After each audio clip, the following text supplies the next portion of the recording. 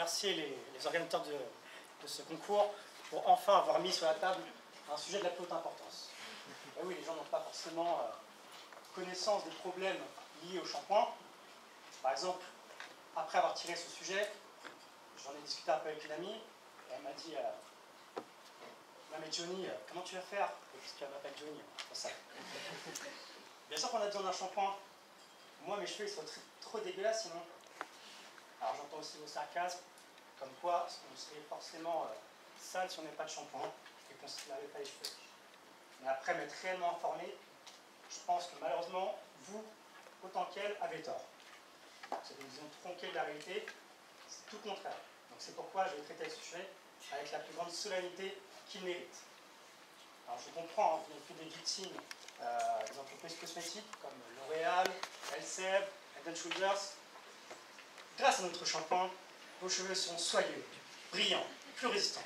Par le blabla habituel. Comment résister à cela, vous me direz? Il y a justement un mouvement qui en marche, le mouvement Halte au shampoing, ou No Poo aux États-Unis. Les gens commencent réellement à ouvrir les yeux sur le système mis autour du shampoing. D'ailleurs, il y a une semaine, j'ai lisé dans le magazine Elle, parce que je suis un lecteur inconditionnel du magazine Elle, qu'une américaine avait arrêté de se shampooiner depuis 5 ans. 5 ans, alors, ça fait quand même poser des questions. Hein. C'est pourquoi alors, alors qu'on a des cheveux, on n'utilise pas de shampoing? J'ai la petite réponse à la question. Donc, tout d'abord, personnellement, ce qui est insupportable, c'est le sexisme des publicités et des entreprises cosmétiques. Franchement, quand je vois leur pub, c'est hyper sexiste. Personnellement, je ne peux pas cautionner cela. Je ne sais pas si vous, ça vous a choqué aussi, mais moi, c'était l'une des raisons pour laquelle j'ai arrêté de me laver les cheveux au shampoing. Démonstration. Quand vous regardez les publicités pour les shampoings, alors c'est pratiquement toujours que des femmes. Hein. Y a-t-il que les femmes qui ont besoin d'avoir les cheveux soyeux? Ah, je ne pense pas. Où est la parité? Où sont les chiennes de garde pour défendre l'égalité entre hommes et femmes? Isabelle Alonso, te caches-tu dans la salle? Je ne sais pas. C'est pas tout. Quand les filles font des pubs pour les shampoings, par exemple Jennifer Lopez, Leila Bekti ou encore Léa Michel. Pour ceux qui ne connaîtraient pas, c'est Rachel Dangui. Est-ce qu'elles sont sous la douche en train de se shampooiner? Certainement pas. Elles se montent leurs cheveux, comme le shampoing les rend brillants, soyeux. Par contre, quand les hommes font des publicités, le peu de fois ils en font, alors là, il n'y a aucun problème. Les hommes objets, en veux-tu, en voilà. Je vais prendre l'exemple d'une publicité Head & Shoulders, sans faire de pub, avec Michael Phelps, multi-champion olympique de natation. Alors là, vas-y que je sorte de la piscine, je vais sous la douche, je te montre mes tablettes de chocolat. Franchement, comment peut-on cautionner cela? C'est pour ça qu'une partie des hommes refuse d'alimenter cette source économique qu'est le shampoing pour les entreprises cosmétiques. En plus, ça vous donne des complexes, quoi. Quand on voit les tablettes de Michael Phelps, on se dit que j'ai à la salle de sport. Enfin bref, c'est insupportable. Le deuxième point sur lequel je voudrais revenir, c'est que le shampoing, je ne sais pas si vous êtes au courant, sachant que les entreprises cosmétiques quand même font un gros lobby pour étouffer les rumeurs, et c'est extrêmement néfaste.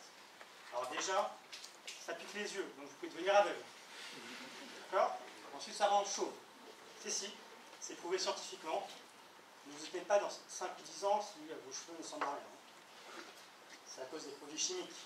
Dans une petite liste, il y a de l'acide citrique, de l'acide hydrochlorique, du citrate de sodium, du diéthylphtalate, et j'en passe. Alors, personnellement, moi ça me fait extrêmement peur. D'ailleurs, beaucoup d'études scientifiques s'accordent à dire que c'est dangereux pour la santé. Ces produits chimiques seraient cancérigènes. S'ils sont cancérigènes et qu'on ne fait rien, on continue à se shampooiner, c'est n'importe quoi. D'autres études, plus minoritaires certes, montrent même que le shampoing rentrerait dans le cerveau et détruirait les neurones. C'est ce qui fait, je cite, selon l'étude, que les gens deviennent cons. Alors il est vrai qu'en y pensant, on peut quand même s'interroger. Par exemple, une amie m'avait raconté une histoire, elle était nue sous la douche avec une copine. Elle est perversion là, hein. Elle lui demande tu peux me passer un shampoing, s'il te plaît?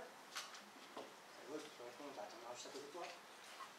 Je sais, mais celui-là c'est pour les cheveux secs et l'autre c'est pour les cheveux mouillés. En bref. Ensuite, je ne sais pas si vous regardez les anges de latéralité. Hein, bon, Capucine, tout le monde connaît. Oui, bon, c'est pas grave. Mona Lisa, le tableau. Hein, tout le monde connaît. Ben, c'est de tout le monde, sauf de Léonard de Vinci. Ensuite, pour Nabila, il y aurait une guerre mondiale en 78. Ah bon? Peut-être pas sur la même planète. Je pense que Nabila elle doit prendre au moins 3 shampoings par jour pour bien attaquer les neurones. Si seulement elle prenait le temps de s'informer 3 fois par jour, je dis ça, je dis rien. Et oui, Nabila, si tu n'as pas de cerveau, si tu n'as pas de neurones, est-ce que c'est là que tu n'as pas de cerveau? Que nenni, c'est juste que le shampoing a grillé les neurones. Ouais, parce qu'à la base, c'était une fille intelligente. Et ça, personne ne le sait. D'ailleurs, j'en connais 2-3 dans mon master, de la visite du shampoing. Mais bon. On ne va pas citer de nom, ça risquerait de les vexer. Je pense que tu es d'accord avec moi, Laura, non? Cite pas de nom, ça risquerait de les vexer. Enfin bref, il est vrai que de ce point de vue-là, ce qui est mortel pour la société, ce n'est pas tellement le cancer, mais plutôt la connerie que provoque le shampoing. Voilà pourquoi on peut dire qu'on peut ne pas avoir des cheveux et décider de ne pas avoir de shampoing. Il y a tout de même des alternatives pour ne pas être trop sale. Par exemple, ma grand-mère. Elle me dit, essaye le bicarbonate et le vinaigre, ça marche nickel. Bon, le problème c'est que je suis allergique au vinaigre, donc ça n'a pas trop bien marché. Sinon, chez moi à Paris, il y a une autre technique qui marche très bien. Le champagne. C'est le côté mousseux, c'est pour cela. C'est la fameuse champagne shower. Mais bon, ça coûte cher, donc là aussi j'ai écarté l'idée. Alors certes, j'ai arrêté de me laver les cheveux tout court. Certes, c'est pas très esthétique par rapport aux pellicules, mais au moins je conserverai le peu de neurones que j'ai, et ça n'a pas pris.